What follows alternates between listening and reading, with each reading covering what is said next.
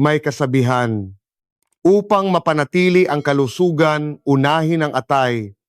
Ito ay isang gintong aral. Kapag malusog ang atay na ilalabas, ang mga lason, nagiging malinis ang dugo at hindi madaling magbara ang mga ugat. Ang ating mga problema sa high blood pressure at mataas na kolesterol ay mas madaling makokontrol. Kapag malusog ang atay, lumilinaw ang mata, sumisigla ang katawan, masarap ang kain at mahimbing ang tulog. Para sa ating mga nakatatanda, ito ang tunay na kahulugan ng isang dekalidad na pamumuhay sa pagtanda. Paano nga ba aalagaan ang atay? Kailangan ba nating uminom ng maraming mamahaling supplement o gamot? Huwag mag-alala. Sa video natin ngayon, ibubunyag ko ang 5 karaniwang pagkain na tinaguriang hari ng detox para sa atay. Ang mga ito ay simple at abot-kaya, ngunit ang kanilang kakayahan na mag-alaga at magprotekta sa atay ay walang katulad. Ang pagkain nito minsan sa isang linggo ay makakatulong na alagaan ng atay, mag-detox at linisin ang mga ugat. Bago tayo magpatuloy sa ating paksa, kung tunay na mahalaga sa inyo ang kalusugan ninyo at ng inyong pamilya, mangyaring i-click ang subscribe button at i-on ang notifications para sa aming channel ang Siglang Ginto para hindi ninyo mapalampas ang mas marami pang praktikal na kaalaman sa kalusugan sa hinaharap. Dito ibinubunyag natin ang mga katotohanan sa kalusugan na ayaw pag-usapan ng iba. Kung gusto ninyo ang aming ibinabahagi, mangyaring mag-type ng 1 sa comment section. Ito ang pinakamalaking suporta para sa aming patuloy na paglikha ng content. Malugod din naming tinatanggap ang inyong mga pananaw at karanasan sa comment section sa ibaba. Sige, simulan na natin ang ating paksa ngayon, ang 5 hari ng detox para sa atay. Ang una ay ang burdock root. Marahil ay hindi pamilyar dito ang marami sa atin sa Pilipinas, ngunit kung madalas kayong manood ng mga Japanese drama, tiyak na nakita nyo na ito. Noong unang panahon, ang burdock root ay isang tunay na sangkap na gamot at pagkain. Nang makarating ito sa Japan, itinuring itong isang kayamanan ng mga Hapon, kinakain sa araw-araw at binigyan pa ng isang napakagandang pangalan, Oriental Ginseng. Tingnan ninyo kung gaano kataas ang pagtingin dito. Ngayon, ang Oriental Ginseng na ito ay nagbabalik na sa ating mga hapagkainan. Bakit nga ba ito tinawag na Oriental Ginseng? At paano ito nakakatulong sa detox ng ating atay? Tingnan natin ang mga kahanga-hangang katangian ng burdock root. Mayroon itong 2 natatanging sandata, ang artein at lignin. Ang mga lason sa ating katawan ay parang basura na naiipon araw-araw. Ang ilan ay nakatago sa mga sulok at napakahirap linisin. Ang artein ay parang isang cleaning team.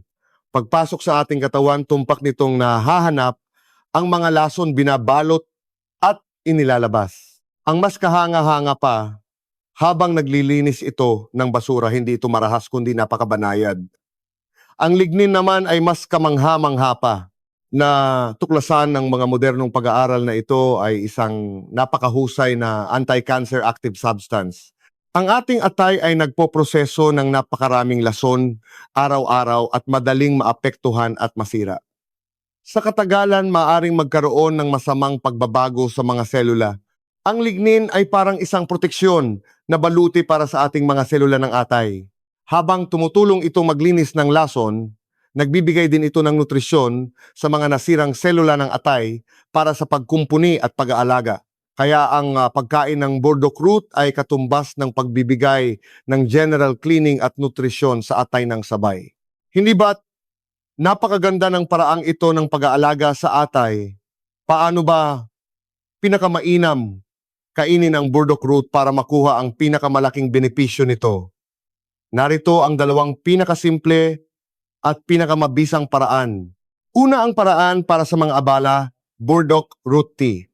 Ito ang pinakasimpleng paraan, lalo na para sa mga abala sa trabaho o hindi mahilig magluto. Bumili sa supermarket o botika ng hiniwa at pinatuyong burdock root. Piliin ang kulay na light yellow at may amoy na parang ginseng. Huwag bilhin ang maitim at amoy amag. Araw-araw kumuha ng isang maliit na dakot, mga 6 hanggang 10 gramo o 7 hanggang 8 piraso, ilagay sa iyong tumbler at buhusan ng kumukulong tubig. Takpan at hayaan ng 10 hanggang 15 minuto. Ang tsaa ay magkakaroon ng kulay ginto at may kakaibang mabangong lasa. Maaari ninyo itong inumin buong araw, paulit-ulit na binubuhusan ng tubig hanggang sa mawala ang lasa. Ang susi dito ay ang pagiging consistent. Uminom nito kahit 1 o 2 beses sa isang linggo.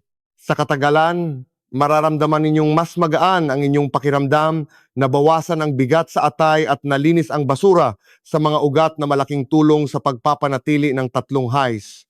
Pangalawa, paraan ng masarap na ulam. Ginisang burdok root na may karneng baboy o sabaw ng buto na may burdok root. Pagbili ng sariwang burdok root, gamitin ang likod ng kutsilyo o isang cleaning ball para bahagyang kaskasin ang balat. Huwag itong balatan ng husto dahil maraming nutrisyon ang nasa malapit sa balat.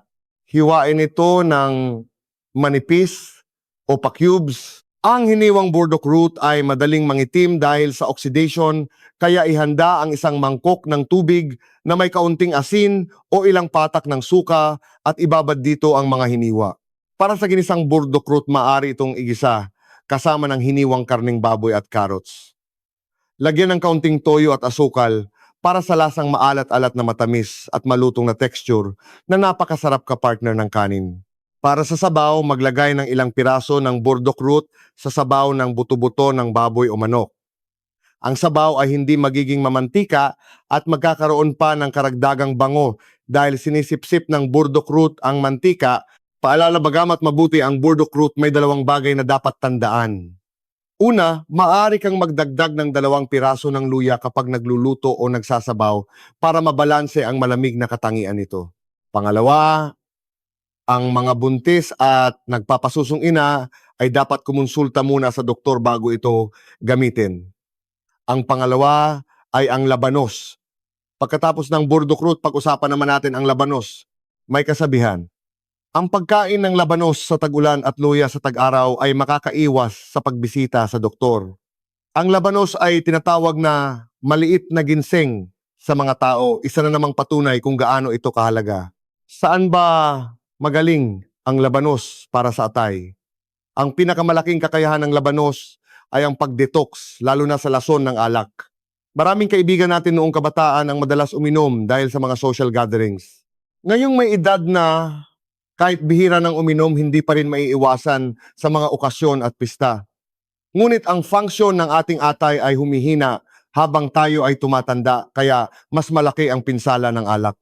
Kapag nainom ang alcohol ay nagiging isang masamang sangkap na tinatawag na acetaldehyde na napakatoksik sa mga selula ng atay at pangunahing sanhi ng alcoholic cirrhosis.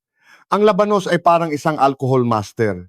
Ang taglay nitong iba't ibang enzymes at bitamina ay nagpapabilis sa pag-decompose at metabolismo ng acetaldehyde. Ginagawa itong non-toxic acid bago ilabas sa katawan. Dahil dito nababawasan ang trabaho at pinsala sa atay, kaya sa susunod na mainuman, maaari kang uminom ng 1 baso ng sariwang katas ng labanos na may 1 kutsarang pulot-pukyutan bago o pagkatapos uminom. Ang magic drink na ito ay hindi lang magpapagaan ng iyong pakiramdam kinabukasan, kundi isang tunay na proteksyon para sa iyong atay. Bukod sa pagprotekta sa atay, ang labanos ay mahusay din para sa problema sa 3 highs. Ito ay low calorie at high fiber, kaya nakakabusog. Ang laman nitong dietary fiber ay parang isang maliit na brush na naglilinis ng sobrang taba sa ating bituka, tumutulong sa pagkontrol ng timbang at nagpapabagal sa pagtaas ng blood sugar pagkatapos kumain. Bukod pa rito, ang potassium sa labanos ay tumutulong na balansehin ang sodium sa katawan na mabuti para sa pagpapatatag ng presyon ng dugo. Kaya ang pagdaragdag ng labanos sa inyong pagkain ay isang siguradong panalo na investment sa kalusugan. Paano ba ito pinakamainam kainin? Maraming paraan para kainin ang labanos, hilaw, ensalada, sabaw o palaman. Ngayon, irerekomenda ko ang isang ulam na nag-aalaga sa atay at mga ugat, sabaw ng labanos at tokwa. Ang sabaw na ito ay perpekto para sa ating mga nakatatanda. Ang labanos ay naglilinis ng init at lason, habang ang tokwa ay mayaman sa dekalidad na plant protein na nag-aayos ng mga selula ng atay at napakababa sa calories. Ang kombinasyon ng dalawa ay low calorie, high protein at high fiber na parehong gusto ng atay at mga ugat. Tingnan natin kung paano ito lutuin. Unang hakbang, ihanda ang mga sangkap. Pumili ng sariwang labanos na mabigat at makinis ang balat. Kumuha rin ng isang bloke ng tokwa, hiwain sa maliliit na parisukat. Maghiwa ng ilang piraso ng luya at sibuyas na mura. Ikalawang hakbang, i-blanch ang labanos. Ito ay isang mahalagang hakbang na madalas nakakalimutan. Hiwain ang labanos, pakuluan sa tubig ng 1 hanggang 2 minuto. Tinatanggal nito ang anghang ng labanos para maging mas matamis ang sabaw. Hangugin at itabi. Ikatlong hakbang, simulan ang pagpapakulo. Maglagay ng kaunting mantika sa kaldero, igisa ang luya at buhusan ng kumukulong tubig. Mahalaga ang kumukulong tubig para maging maputi at malapot ang sabaw. Pagkulo, ilagay ang labanos. Hinaan ang apoy, takpan at pakuluan ng mga 15 minuto. Ikaapat na hakbang, idagdag ang tokwa. Kapag madali nang matusok ng tinidor ang labanos, ibig sabihin ay malambot na ito. Dahan-dahang ilagay ang tokwa at pakuluan pa ng 5 hanggang 10 minuto sa mahinang apoy para manuot ang lasa. Ikalimang hakbang, timplahan. Sa huli, magdagdag ng kaunting asin at paminta ayon sa inyong panlasa. Huwag maglagay ng maraming pampalasa para malasahan ang natural na sarap nito. Budburan ng sibuyas na mura at patayin ang apoy. Isang mainit at mabangong sabaw ng labanos at tokwa ang handa na sa tag-ulan. Isang mangkok nito ay magpapainit sa buong katawan, magpapagaan sa tiyan at mag-aalaga sa atay. Paalala, meron ding dapat tandaan sa labanos. Una, ito ay malamig sa kalikasan. Kung umiinom kayo ng mga pampalakas tulad ng ginseng, iwasang pagsabayin ito sa labanos dahil maaari nitong bawasan ang epekto ng gamot. Pangalawa, para sa mga may mahinang sikmura, huwag kumain ng sobrang daming hilaw na labanos. Mas mainam kung luto. Ang pangatlo ay kudzu root. Ito ay ugat ng isang baging na mukhang tuyong kahoy. Huwag ninyo itong maliitin dahil sa tradisyonal na medisina, ito ay isang tanyag na kayamanan lalo na sa pagprotekta sa atay at sa puso't utak. Kung ang labanos ay isang alcohol master, ang kudzu root ay isang profesional na kalaban ng alcoholic at fatty liver. Ang pangunahing sangkap nito ay ang daidzein na mas malakas pa kaysa sa epekto ng labanos. Pinapataas nito ang aktibidad ng mga enzyme sa atay na nagde-decompose ng alcohol, kaya mabilis itong nailalabas at nababawasan ang pinsala. Para sa mga may panganib sa alcoholic liver dahil sa trabaho, ang kudzu root ay isang mahusay na tulong. Sa panahon ngayon, marami ang nagkakasakit sa atay hindi dahil sa alak kundi sa pagkain ng matataba. Ang flavonoid sa kudzu root ay tumutulong na i-regulate ang metabolismo ng taba at pigilan ang sobrang pag-iipon nito sa atay.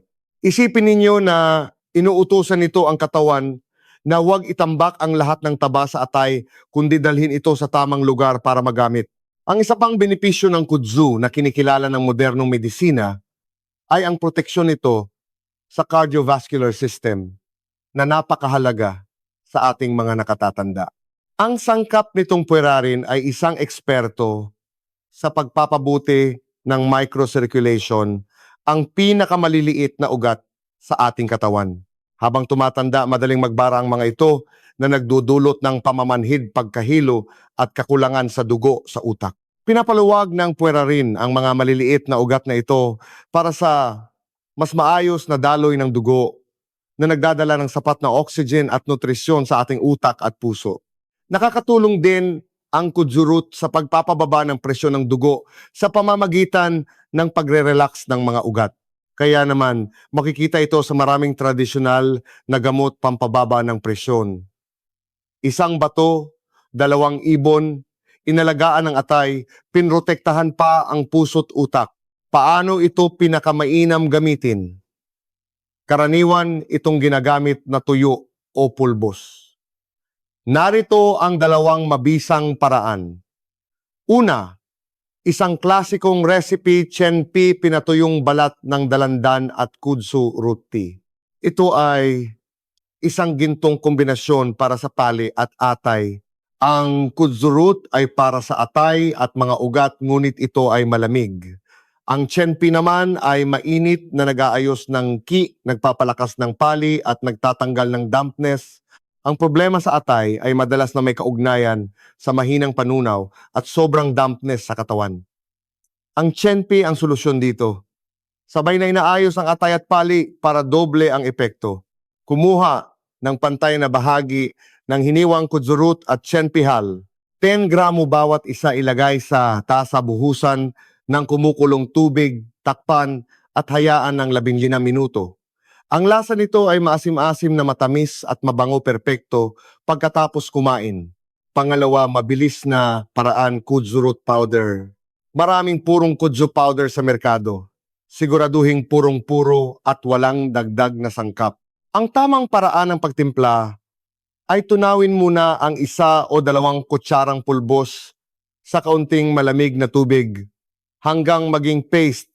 Pagkatapos ay dahan-dahang buhusan ng kumukulong tubig habang hinahalo. Ito ay magiging isang malinaw at malapot na paste. Maaari itong lagyan ng pulot o mani. Paalala, dahil sa epekto nitong magpababa ng presyon ng dugo at asukal, 3 grupo ng tao ang dapat mag-ingat. Una, ang mga may natural na mababang presyon. Pangalawa, ang mga umiinom ng gamot para sa high blood o diabetes ay dapat kumonsulta sa doktor para maiwasan ang sobrang pagbaba ng presyon o asukal. Pangatlo, ito ay malamig din kaya't mag-ingat ang mga may mahinang sikmura. Ang pang-apat ay buckwheat. Pag-usapan naman natin ang ating pangunahing pagkain. Ang tamang pagkain ng kanin araw-araw ay makakatulong din sa atay. Ang ipapakilala kong tagapagtanggol ng atay ay ang buckwheat. Marami ang nag-iisip na ito ay magaspang at hindi kasing sarap ng puting kanin. Huwag ninyo itong maliitin. Sa mundo ng mga butil, ang buckwheat ay isang all-around champion at itinuturing na pangunahing pagkain sa maraming lugar na may mahahabang buhay. Ang benepisyo ng buckwheat sa atay ay nagmumula sa aman nitong nutrisyon, lalo na ang niacin, isang uri ng B vitamin. Ang niacin ay parang langis at pampadula sa makina ng ating katawan. Ang metabolismo ng ating katawan, kasama ang detox function ng atay, ay nangangailangan ng iba't ibang enzymes. At ang niacin ay isang pangunahing sangkap ng mga ito. Ang sapat na niacin ay parang pag-apak sa silinyador ng detox system ng atay, pinapabilis at pinapahusay ang pag-alis ng basura sa katawan. Ang buckwheat ay isang tunay na all-around champion. Ayon sa mga pag-aaral, mas magaling ito kaysa sa puting kanin at harina sa maraming aspeto.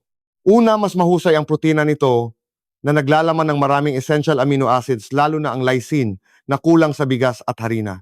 Pangalawa, mayaman ito sa trace elements tulad ng bitamina B, iron at zinc. Pangatlo, ito ay isang super blood sugar manager. Napakahalaga nito para sa mga nakatatanda, lalo na sa mga may problema sa asukal.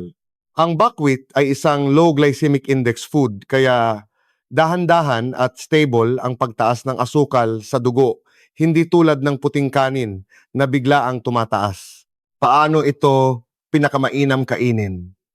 Iminumungkahi ng mga gabay sa nutrisyon ang pagkain ng 50 hanggang 150 gramo ng whole grains at beans araw-araw. Narito ang 2 simpleng paraan. Una, ang pinakasimple, buckwheat mixed grain rice.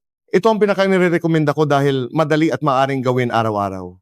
Ang balat ng buckwheat ay medyo matigas, kaya ibabad muna ito sa maligamgam na tubig ng 2 hanggang 4 na oras bago isama sa bigas. Magsimula sa ratio na 4:1 bigas buckwheat at dahan-dahang dagdagan ang buckwheat habang nasasanay.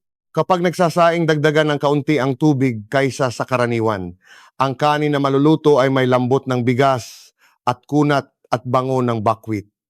Pangalawa, upgrade na paraan, buckwheat noodles. Maraming buckwheat noodles sa merkado. Maaari itong gawing mainit na noodle soup o malamig na salad noodles. Paalala, dahil ito ay whole grain at mataas sa fiber ang mga may mahinang panunaw o nagkaroon ng operasyon sa tiyan ay dapat dahan-dahan lang sa pagkain nito. Mula ngayon, huwag laging puro puting kanin at noodles. Magdagdag ng all-around champion na buckwheat sa inyong pagkain para mapasaya ang inyong atay. Ang panglima ay smoked plum, maitim na plum. Huwag maliitin ang maitim at kulubot na prutas na ito. Hindi lang ito sangkap sa ating paboritong palamig. Sa tradisyonal na medisina, ito ang unang prutas na nagpapatibay sa atay. Ang hiwaga ng smoked plum ay nasa pag-aalaga sa atay sa pamamagitan ng asin. Ayon sa isang mahalagang teorya sa tradisyonal na medisina, ang asim ay pumapasok sa atay. Ibig sabihin, ang mga maasim na pagkain at gamot ay may malapit na kaugnayan sa ating atay at may epektong nag-aalaga at nagpapatibay. Ang atay ang namamahala sa daloy ng ki, ngunit kung sobra ang paglabas nito, para itong pinto na laging bukas at hindi maisara, madaling maging iritable ang isang tao at maubos ang enerhiya ng katawan. Ang sobrang asim ng smoked plum ay may epekto ng pagtitimpi at pagpapatibay, tinutulungan ng atay na isara ng maayos ang pinto at panatilihin ang enerhiya. Ang asim nito ay nagpapasigla rin sa paglabas ng digestive juices na nagpapabuti sa panunaw. Kapag maayos ang panunaw, nababawasan ang basura sa bituka at mga lason na nagpapagaan sa trabaho ng atay. Naglalaman din ito ng mga organic acids na direktang nakikilahok sa proseso ng detox ng atay. Kaya kung pagod ka pagkatapos magpuyat, masama ang pakiramdam pagkatapos uminom o mapait ang iyong panlasa, ang pagkain ng smoked plum ay makakatulong. Ang isa pang kilalang benepisyo nito ay ang pagpapanumbalik ng likido sa katawan at pagpawi ng uhaw. Ang likido na ito ay hindi lang laway, kundi lahat ng normal na fluid sa ating katawan na nag-aalaga sa ating mga organo, balat at buhok. Habang tumatanda, madaling maubos ang likidong ito na nagdudulot ng tuyong bibig, makating balat at tuyong mata. Ang smoked plum ay isang mahusay na fluid supplement. Ang asim nito ay mabilis na nagpapasigla sa paglabas ng laway at gastric juices. Paano ito pinakamainam gamitin? Isang pinahusay na sinaunang recipe: smoked plum at rock sugar drink. Hindi ito tulad ng mga nabibiling inumin. Maghanda ng mga 9 na gramo ng tuyong smoked plum, 3 hanggang 4 na piraso, 9 na gramo ng tuyong hawthorn fruit na tumutulong sa sirkulasyon at panunaw, tamang dami ng rock sugar, asukal na bato at 1 gramo ng asin. Bakit may asin? Ang kaunting asin ay tumutulong na mapalambot ang matigas at nagiging gabay sa epekto ng gamot para maiwasan ang init sa katawan at nagbibigay din ng lalim sa tamis. Paano ito gawin? 1. Hugasan ang smoked plum at hawthorn at ibabad sa maligamgam na tubig ng kalahating oras. 2. Ilagay ang mga ito kasama ang pinagbabadang tubig sa isang kaldero at dagdagan pa ng tubig. 3. Pakuluan sa malakas na apoy, pagkatapos ay hinaan at pakuluan ng 30 hanggang 50 minuto. 4. Sa huli, idagdag ang rock sugar at asin, haluin hanggang matunaw at patayin ang apoy. Palamigin bago inumin. Ito ay nag-aalaga sa atay, nagde-detox at nagpapanumbalik ng likido sa katawan. Paalala, dahil sa taglay nitong asim, ang mga may sobrang acid sa tiyan o ulcer ay hindi dapat uminom nito ng walang laman ang tiyan. Nakakasira din ito ng ngipin, kaya magmumog pagkatapos uminom. Huwag mo na itong gamitin kapag may lagnat, ubo o plema, dahil ang pagtitimpi nito ay maaaring ikulong ang sakit sa katawan. Sige mga kaibigan, na pag-usapan natin ngayon ang 5 pagkain na hari ng detox para sa atay: burdok root labanos, kudzu root, buckwheat at smoked plum. Tandaan ba ninyo? Sa huli ng video, mabilis nating balikan ang mga mahahalagang puntuan. Kung gusto mo mag-general cleaning sa atay at mga ugat, uminom ng burdok tea. 2. Pagkatapos uminom ng alak, o kung gusto ng magaan na pagkain, kumain ng sabaw ng labanos at tokwa. 3. Kung nag-aalala sa presyon ng dugo at kolesterol at gusto mong protektahan ang puso at utak, subukan ang chenpi at kudzu root tea. 4. Kung gusto mong patatagin ang asukal sa dugo at gawing mas masustansya ang iyong kanin, magdagdag ng buckwheat. 5. Kung pagod at tuyo ang lalamunan magluto ng smoked plum at hawthorn drink, ang pag-aalaga sa atay ay hindi mahirap. Ang mga kayamanang ito ay nasa palengke lang, hindi magastos, ngunit ang kapalit ay ang pinakamahalagang yaman sa ating pagtanda, ang kalusugan. Sa huli, mayroon akong 4 na paalala na mas mahalaga pa kaysa sa kung ano ang kakainin. Pakinggan ninyong mabuti. Una, ang tamang pag-iisip ang pinakamahusay na gamot sa atay. Sinasabi sa tradisyonal na medisina na ang galit ay nakakasama sa atay. Iwasan ang galit at pag-aalala. Ngumiti ng madalas. Kapag may problema, makipag-usap sa asawa, anak o kaibigan. Maglakad-lakad, makinig sa musika. Kapag masaya ka, maayos ang daloy ng ki sa iyong atay. Hindi ito mapapalitan ng kahit anong pagkain. Pangalawa, ang pagkain ay para sa kalusugan, hindi para gamutin ang sakit. Ang mga pagkain ito ay para sa wellness at maintenance. Hindi nito kayang palitan ang gamot. Kung mayroon kayong sakit sa atay, high blood o diabetes, sundin ang payo ng doktor at inumin ang inyong gamot. Ang mga recipe na ito ay pandagdag lamang. Pangatlo, ang lahat ng bagay ay dapat katamtaman. Anumang mabuting bagay kapag sobra ay nagiging pasanin. Ang sinasabi naming minsan sa isang linggo ay isang paalala na isama ito sa inyong healthy diet, hindi para kainin araw-araw. Ang tunay na kalusugan ay nagmumula sa balanseng nutrisyon. Pang-apat, ang pundasyon ay kontrolin ang pagkain at maging aktibo. Bukod sa pagkain ng mga ito, iwasan ang mga nakakasamang gawi, tulad ng pagkain ng mga pritong mamantika at maaalat na pagkain at pag-inom ng maraming alak. Sabayan ito ng ehersisyo araw-araw, tulad ng paglalakad tai chi o pagsasayaw. Ito ay malaking suporta para sa atay. Sige, hanggang dito na lang ang ating pagbabahagi ngayon. Sana ay maging regular na bisita sa inyong hapagkainan ang 5 hari ng detox ng atay. Kung nakatulong sa inyo ang video na ito, huwag kalimutang mag-like, mag-subscribe sa aming channel at i-share ito sa inyong mga kaibigan at pamilya. Malugod din namin tinatanggap ang inyong mga komento tungkol sa inyong mga paraan ng pag-aalaga sa atay o kung ano pang mga paksa ang gusto ninyong malaman. Hanggang sa susunod na video,